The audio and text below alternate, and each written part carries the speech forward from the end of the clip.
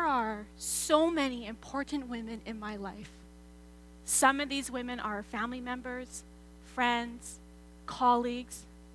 I am certain that every single person in this audience today has a woman that they love dearly. It could be their mother, their daughter, their sister, their grandmother, even a colleague. Maybe you're smiling right now because you're thinking about them. Maybe that smile changed into a chuckle because you remember a fond memory that you have with them. Do you feel that right now? All of us are reflecting on love. That love, when we close our eyes, when that sun hits our face and it warms our head all the way through our body. I encourage you all to hold on to that today because that's what we're going to talk about. We're going to talk about what is missing in society today. There is a lack of love and respect for our murdered and missing Indigenous women and girls in Canada. I am not saying that there is not love. I am not saying there's opposite emotions of love towards these women, but it can be greater, much greater. I am hoping today, with the love that we've just built together by reflecting on the women and girls that we love in our lives, will encourage you to see through a new lens and light how beautiful these women are. The beautiful truth, the hidden reality. But first, Bojo, Ani, Tamara Indigenous, Parbear Clan from Gull Bay First Nation. I am an Indigenous woman that currently is challenged every day living with the intergenerational trauma of the Canadian residential school legacy, and as well as one of my family members being taken and listed with our stolen sisters.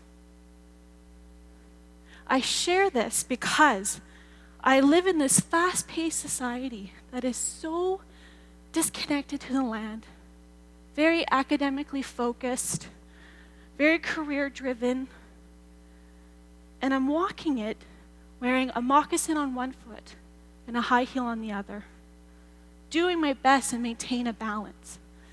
So today when I'm speaking with you, I hope you can see how two worldviews are being weaved together to show the beautiful resiliency and strength of Indigenous women and girls living here in the physical world and in the spiritual world.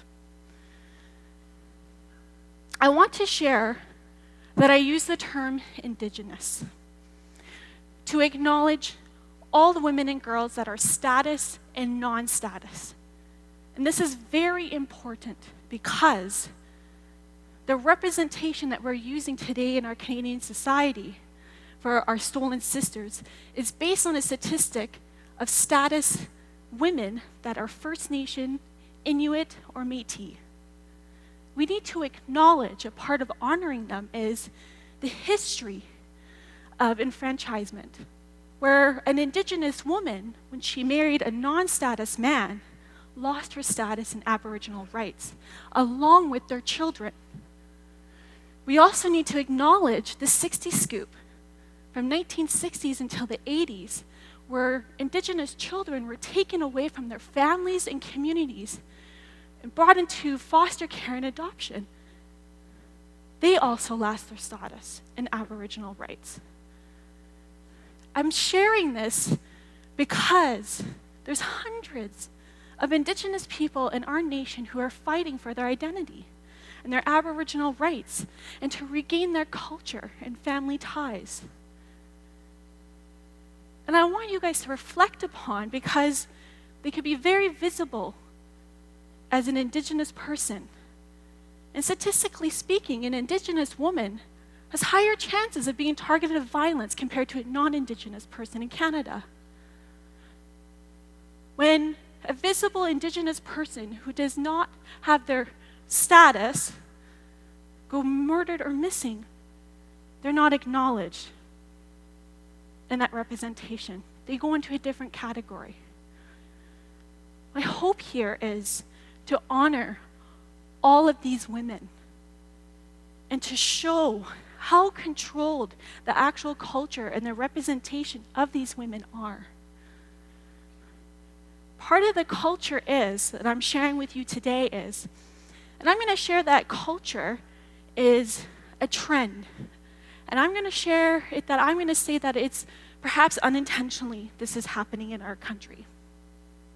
But the culture of these women in research and in education and textbooks, the media, and other publications, unintentionally perhaps are focusing these women as sex workers, runaways, homeless, substance abusers, and this predominantly happens in British Columbia. With that type of culture that we continue to use and educate our youth, our future 7 generations, by dishonoring our past 7 generations, where does that lead us to? I'm hoping that you will see how this culture of these women reinforce the idea that it's okay to have a lack of moral panic. And I'm saying that because that culture puts the blame back on the women. They're to blame. And when I speak about moral panic, I am not saying we don't have it, but I'm saying that it could be much larger, just like the love, and it starts with love.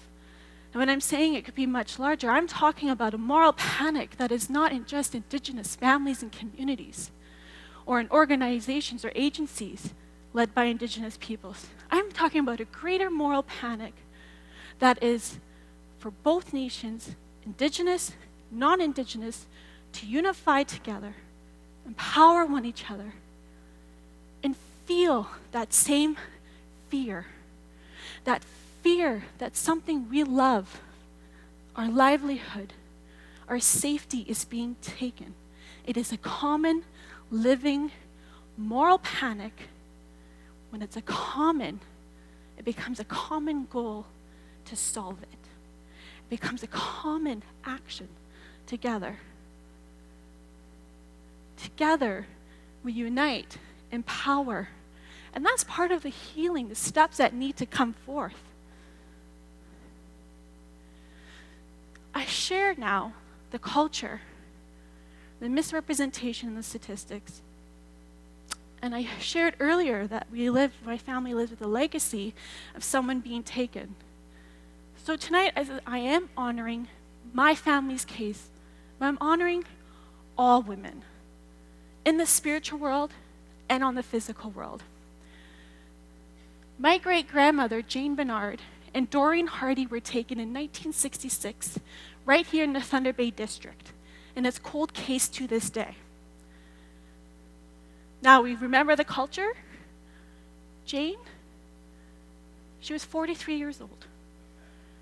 Doreen, she was 18. They were not sex workers. They were not homeless. They were not substance abusers or users. They were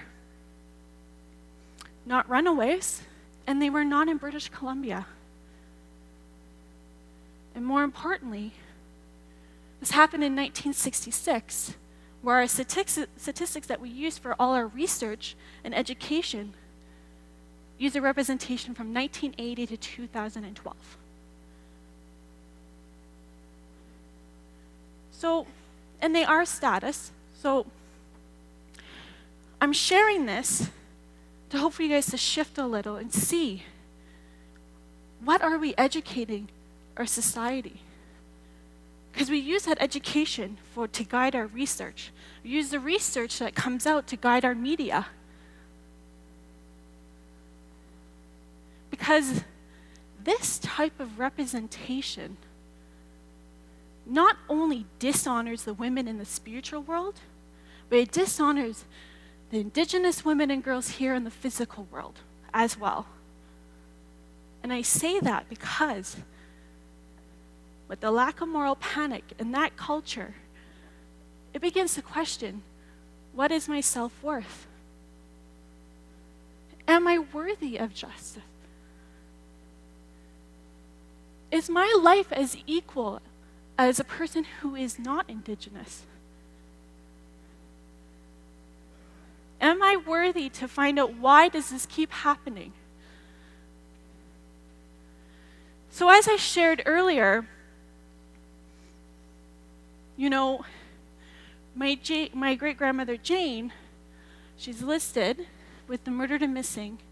And then there's my grandma, Irene, who is a survivor of violence. And there's my mother, Christiane, who's a survivor of violence.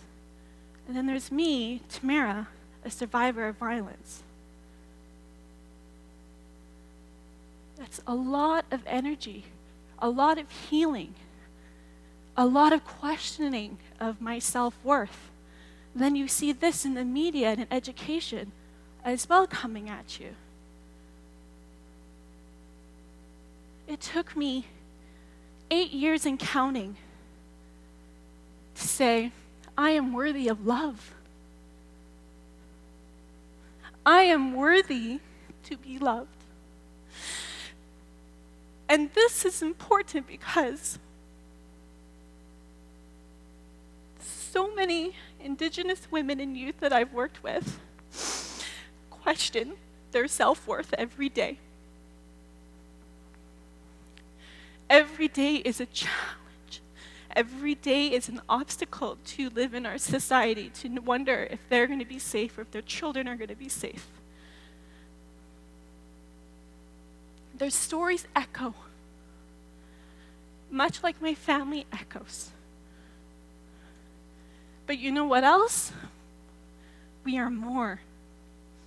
We are so much more. We are more than murdered and missing. We are language. We are medicine. We are land.